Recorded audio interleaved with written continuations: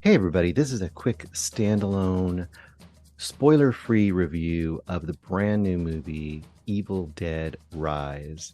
I wouldn't be surprised if we have a short discussion or maybe even a longer review on CinemAddicts this coming week, but I figured this is coming out today for most people, and a lot of people who are horror fans especially might be wondering, should I check out Evil Dead Rise, since what is this, the fifth installment of a very long running series. It doesn't have Ash, all those kind of things. They might be thinking, oh, this is just going to be a weak installment. And I would like to assure you it is not a weak installment, at least in my opinion. Basic things to know about Evil Dead Rise are, once again, I'll keep it spoiler free, so don't have to worry about that. But it is directed by Lee Cronin, Irish director who hasn't done a lot of other things, but I have seen another work by him, which was The Hole in the Ground, which is kind of a cool indie horror movie. Nothing like Evil Dead Rise, though. It's not high, action and gore kind of content. It's much more of a creepy, slow burn kind of indie horror movie, but pretty cool in its own right.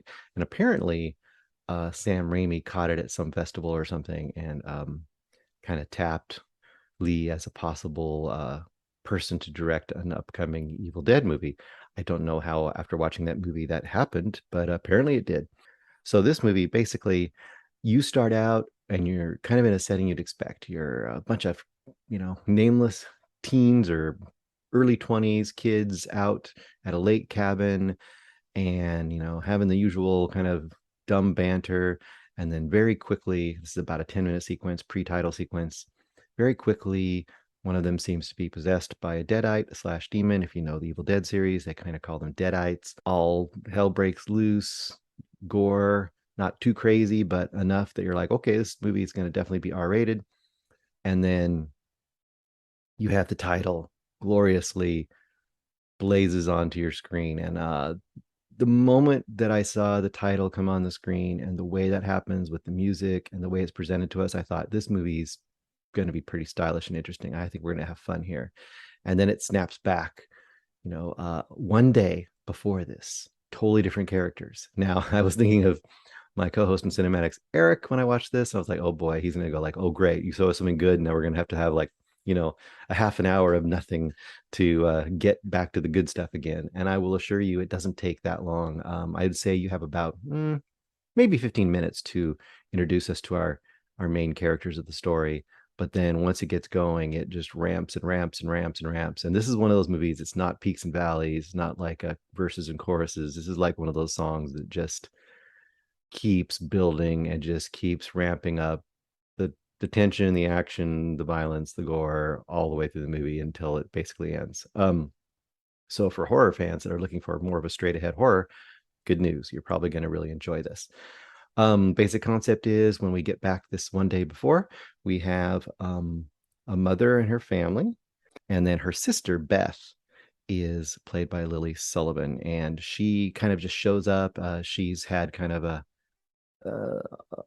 troubled, somewhat estranged relationship with her sister. The sister has a family here in this apartment building, and that's where you start. It's this apartment building, and the apartment building is, you think of like a nice, slick, city apartment building, high rise. This is like decrepit, and it looks like a haunted high rise. It's about to be demolished. It must have been built at the 20s or something. It's probably, I don't know, about 15 stories or whatever. It probably, I should have known because it says, I think, on the elevator at some point. Anyway, it's very old and decrepit and spooky ooky. And then right out of the gate, all the kids in this family, there's two daughters and a son. All the kids in this family are like all like goth adjacent, I think. The son is like trying to be a DJ or something, and the older daughter just, I don't know, the older daughter, I didn't really see much as far as the characteristics of that. And the youngest daughter is creating her own kind of art piece weapons cosplay to like fight off ghosts that she thinks might be in this complex. There you go, you got your family. And there's just out of nowhere an earthquake. Oh my gosh, because it's supposed to be somewhere I think in LA or somewhere in California, and there's an earthquake. A big crack opens up in the basement. Supposedly this apartment complex started out as an old bank. So the hole opens up in the basement. The kids are down there all alone because they went to get pizza, and the brother who is the de facto dumb horror trope kid in all movies, the one that, like Shaggy or whatever, that would like always go into the things they shouldn't, that are like the sisters are like, don't go in that hole. He's like, let's go in the hole, there might be something down there. And as he gets down there, here's all the dumb things they do. And once again, I say dumb things. Usually this bothers me in a movie. This movie knows it. It's an Evil Dead movie. Is it totally as goofy as the other ones? No. But it also knows that that it knows that they're making dumb decisions. So, kid goes in a hole. Oh my gosh, there's a giant crucifix down there. Oh, hey, there's a room with a million crucifixes hanging from the ceiling over what looks like a sarcophagus. Could be evil, but oh well, let's keep looking. Hey, look, I found a book. It looks like it's bound in human skin and has teeth on it, literally teeth on the book. I'm going to take that. Oh, there's a bunch of spooky records in here. Let's take those too. Anyway, as you can guess, the book is up to no good. If you've seen any Evil Dead movie or any horror movie, you know that this book is no good. So, and then the evilness begins from there. What you need to know other than that is this is probably the bloodiest major release I think that maybe has ever existed. And that may be saying a lot. I mean, but you think about the really, really, really bloody movies you might see in your life. And if you're a horror fan, they're mostly indie movies. And this one probably started to be an indie movie, but you can tell there's a budget behind it. And it's getting a major release. It's getting released in all the theaters. And usually when that happens, they can be pretty gory or pretty, they can have a lot going to them, Scream or whatever it is.